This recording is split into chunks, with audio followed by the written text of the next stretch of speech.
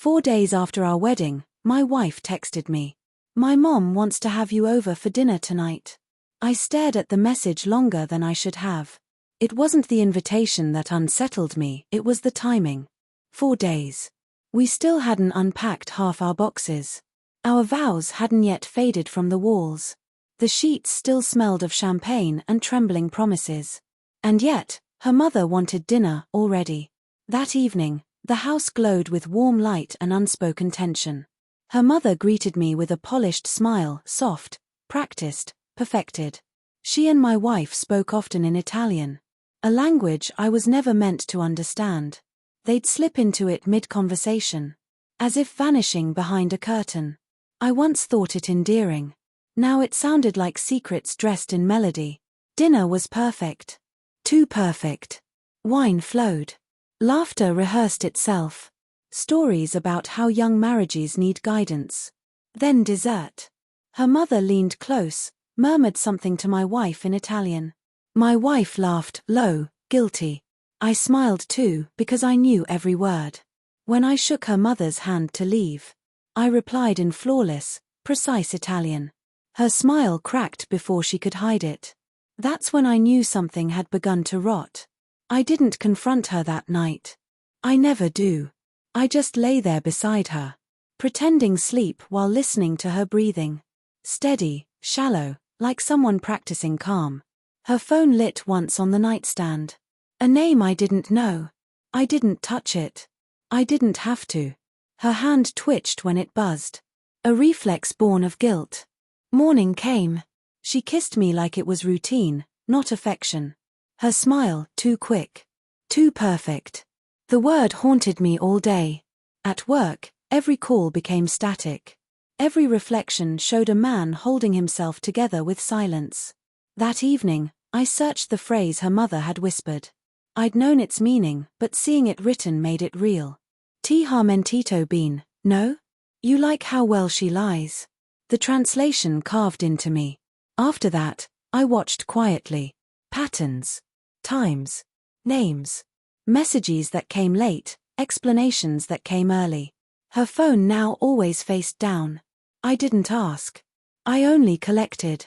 Her mother's calls became frequent, urgent whispers. When I entered the room, silence fell like a curtain. So I smiled, played my part. Brushed her hair when she least expected it. Every touch, evidence. One afternoon, while she showered, I found her ring on the counter. Strange. She never took it off. Soap residue lined the diamond. The skin beneath, pale. She hadn't worn it all day. That night, she said she'd visited her mother. To help with the garden. I nodded. Her mother lived in an apartment. Later, I checked the GPS in her car.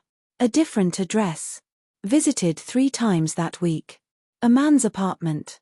No confrontation. Not yet. I was building precision. The truth would need to cut, not explode. 2 days later, the DNA results arrived. A strand of her hair. Another from her mother's visit. What began as curiosity became hypothesis. The resemblance between them had always been off. The report confirmed it. My wife wasn't her daughter. Not by blood. The woman I married had fabricated everything. Her past, her roots, her story. And that woman she called mother? Not family, a mentor, an architect, something darker. That night, I placed the report on the dining table. She came home radiant, routine perfect. What's this? She asked. I said nothing. She flipped through the pages, eyes speeding, slowing, stopping. I can explain, she whispered. It's not what you think. It's exactly what I think, I said. Silence spread, thick and smoky. She insisted we go to her mother's. Tears. Explanations. Desperation. Her mother welcomed us like a host greeting guests. But her eyes betrayed her. For the first time, they flickered. I handed her the papers. She scanned, then whispered in Italian. You shouldn't have done this. I smiled. Oh, but I had to. My wife reached for me. I stepped back. Her mother's voice cracked. You don't understand. I understand perfectly, I cut in. She needed a past. You built one. You both needed a believer. They froze, their shared language gone. Before leaving, I held out my hand to her mother. Same as that first night. And said in calm, perfect Italian. Adesso ridi, se puoi. Now laugh, if you can. She didn't. I left without turning back. The night air felt colder, clean. My phone buzzed again and again with her name. I let it ring, then powered it off. Back home, the apartment looked like a set. Flowers, photos, the ring glinting under false light. All props from a play I never auditioned for. I poured a drink. Sat in silence. Her laughter echoed from memory. The way she'd looked when she thought I was blind. And I realized. You can't lose something that was never yours. The glass slipped from my hand. It didn't shatter. It just rolled. Like truth, finally freed from the lie. Some lies end quietly. Others die when you stop feeding them.